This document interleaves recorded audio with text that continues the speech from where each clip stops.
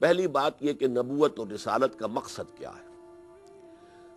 رسالت کا اور نبوت کا مقصد یہ ہے کہ قیامت میں نوع انسانی کا جو محاسبہ ہونا ہے، اور اس محاسبے کے ضمن میں اللہ تعالیٰ نے بہت سی چیزیں دے کر انسان کو دنیا میں بھیجا ہے۔ سماعت اور بصارت سے نوازا ہے، عقل دی ہے، پھر نفس انسانی میں بدی اور خیر، نیکی اور شر، اس کا جو ہے ایک علم الہامی طور پر ودیت کیا ہے۔ پھر اللہ تعالیٰ نے انسان میں اپنی روح میں سے پھونکا ہے، اور اس روح میں اللہ تعالیٰ کی معرفت بھی موجود ہے اور اللہ تعالیٰ کی محبت بھی، ڈورمنٹ شکل میں یہ چیزیں موجود ہیں۔ ان چیزوں کی بنیاد پر محاسبہ ہوگا ہر انسان کا۔ البتہ اللہ تعالیٰ نے انسانوں کے لیے اس محاسبہ اخروی کو آسان کرنے کے لیے اور دنیا کی زندگی کا جو امتحان ہے، خلق الموت والحیات لیبلوکم ایکم احسن عملا، اس امتحان کو آسان کرنے کے لیے نبوت اور رسالت کا سلسلہ جاری کیا۔ اپنے نہایت برگزیدہ بندوں کو، جن کی سیرت و کردار شفاف اور صاف تھی، کوئی ان کے اوپر داغ اور دھبا نہیں تھا، انہیں منتخب کیا، ان کے پاس اپنی وحی کے ذریعے سے اپنی ہدایت بھیجی، ہدایت نظری بھی اور ہدایت عملی بھی، اور ان نبیوں نے پھر جو ہدایت آئی اس پر عمل کر کے دکھایا تاکہ حجت قائم ہو جائے کہ جو بات کہی جا رہی ہے تم سے وہ قابل عمل ہے۔ اسی لیے بہت سے انبیاء کے اقوال قرآن میں نقل ہوئے ہیں، انا اول المسلمین، تمہیں اگر اسلام کی دعوت ہم دے رہے ہیں تو سب سے پہلے مسلم ہم خود ہیں۔ انا اول المومنین، تمہیں ایمان کی دعوت دی جا رہی ہے تو سب سے پہلے ایمان ہم لائیں۔ یہ دوسری بات ہم نے دیکھی کہ اس دنیا میں، تاریخ انسانی میں، قافلہ آدمیت اور قافلہ نبوت، ان دونوں کا سفر ایک ساتھ شروع ہوا ہے، اس لیے کہ پہلے انسان حضرت آدم علیہ الصلاۃ والسلام اللہ کے پہلے نبی بھی تھے۔ اس کے بعد جیسے جیسے انسان ترقی کرتا گیا، اور یہ ہم دیکھ چکے ہیں کہ 3 میدانوں میں انسان نے ترقی کی ہے۔ ایک مادی علم، جس نے کہ پھر قریب کے زمانے میں سائنس کی مختلف شاخوں کی شکل اختیار کی ہے، اور ٹیکنالوجی جو اب عروج کو پہنچی ہوئی ہے، ایک یہ علم ہے۔ یہ علم انسان اپنی آنکھ سے، اپنے کان سے، اپنے عقل سے حاصل کرتا ہے، مشاہدہ ہے، اور جو بھی سینس ڈیٹا ہے وہ جو ہے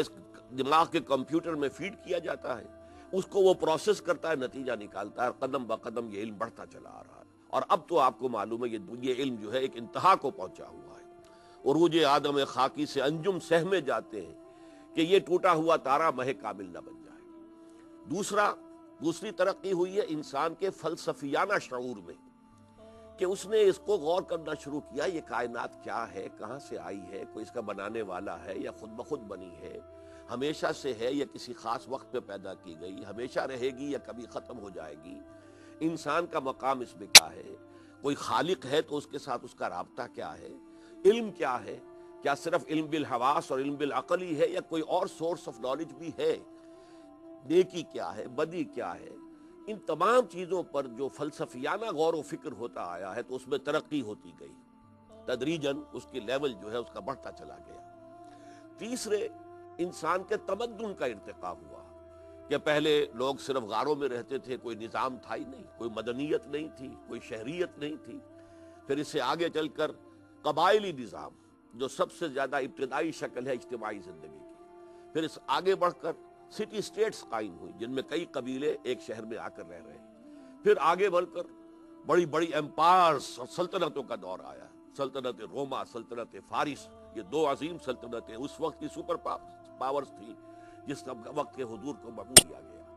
تو یہ اس تمدنی ارتقاء کے ساتھ ساتھ بھی اللہ تعالیٰ کی ہدایت میں ارتقاء ہوتا گیا۔ جیسے جیسے انسان ان تینوں اعتبارات سے ترقی کرتا چلا گیا تو ہدایت خداوندی کا بھی اسی درجے میں ارتقاء ہوا اور وہ بڑھتی چلی گئی۔ چنانچہ اب ہم سب سے پہلا منظر دیکھ چکے ہیں کہ یہ جو نبوت ختم ہوئی اور تکمیل کو پہنچی، اور رسالت ختم ہوئی اور تکمیل کو پہنچی محمد رسول اللہ صلی اللہ علیہ وسلم کی ذات مبارکہ پر، تو اس کے 3 مظہر جو ہیں ہم نوٹ کر چکے ہیں۔ نمبر 1، آپ اللہ کے پہلے اور آخری رسول ہیں جن کو پوری نوع انسانی کی طرف مبعوث کیا گیا۔ آپ سے پہلے قوموں کی طرف، شہروں کی طرف، علاقوں کی طرف، قبیلوں کی طرف نبی اور رسول بھیجے جاتے تھے۔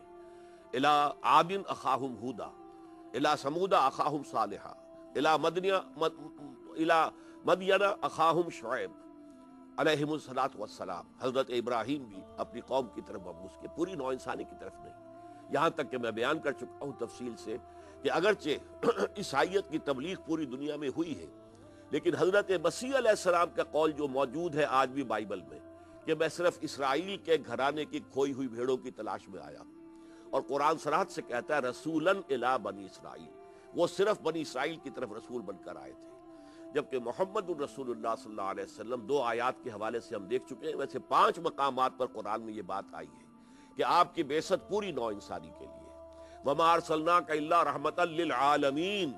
نبوت رحمت ہے، اور اے نبی آپ کی ذات میں یہ رحمت جو ہے للعالمین بن گئی ہے، اس درجے تک پہنچ گئی ہے کہ تمام جہان والوں کے لیے رحمت بنا کر ہم نے آپ کو بھیجا۔ اور بہت زیادہ صریح الفاظ میں سورہ سبا کی آیت ہے وما ارسلناک الا کافۃ للناس بشیرا ونذیرا،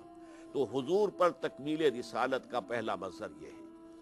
آپ پہلے اور آخری رسول ہیں اللہ کے جو پوری نوع انسانی کے لیے مبعوث ہوئے۔ پھر حضور پر نبوت کی تکمیل کے 2 مظہر ہیں جو ہم دیکھ چکے ہیں، ایک یہ کہ وہ ہدایت جس کے بارے میں ازل میں کہہ دیا گیا تھا حضرت آدم کو جب زمین کا چارج دینے کا حکم ہوا ہے کہ اب جاؤ اور جاؤ، زمین کے لیے تمہیں خلافت دی گئی ہے، وہاں جاؤ مانو اپنا کام، تو یہ چارٹر ساتھ کیا گیا فَإِمَّا يَأْتِيَنَّكُم مِّنِّي هُدًى فَمَن تَبِعَ هُدَايَ فَلَا خَوْفٌ عَلَيْهِمْ وَلَا هُمْ يَحْزَنُونَ، تو جب بھی تمہارے پاس میری جانب سے کوئی ہدایت آئے گی تو جو اس ہدایت کی پیروی کرے گا اس کے لیے نہ حزن ہوگا، نہ کوئی رنج ہوگا، نہ کوئی خوف ہوگا۔ وَالَّذِينَ كَفَرُوا وَكَذَّبُوا بِآيَاتِنَا أُولَٰئِكَ أَصْحَابُ النَّارِ هُمْ فِيهَا خَالِدُونَ، جو ہماری آیات کو جھٹلائیں گے، ان کا انکار کریں گے، وہ جہنم والے ہوں گے، اس میں ہمیشہ رہیں گے۔ تو جیسے جیسے یہ انسانی ذہن نے ارتقا کیا، جیسے جیسے انسانی تمدن نے ارتقا کی مرحلے طے کیے، اسی طریقے سے نبوت سے جو ہدایت آ رہی تھی اس میں بھی ارتقا ہوا، یہاں تک کہ محمد الرسول اللہ صلی اللہ علیہ وسلم پر ہدایت مکمل ہو گئی قرآن مجید کی شکل میں۔ یہ کتاب اللہ کی آخری کتاب ہے، نوع انسان را پیام آخری حامل او رحمت للعالمین، اور یہ جو ہے اس میں الہدا، یہ صرف ہدن نہیں ہے، اب صرف نکرہ نہیں ہے، بلکہ الہدا، the guidance, the total guidance, the complete guidance اب یہ نوع انسانی کے لیے حضور کو دے دی گئی، الہدا مکمل ہو گیا، هو الذی ارسل رسولہ بالہدا، یہ گویا کہ پہلا مظہر جو ہے حضور نبوت اور تکمیل کا وہ یہ ہے۔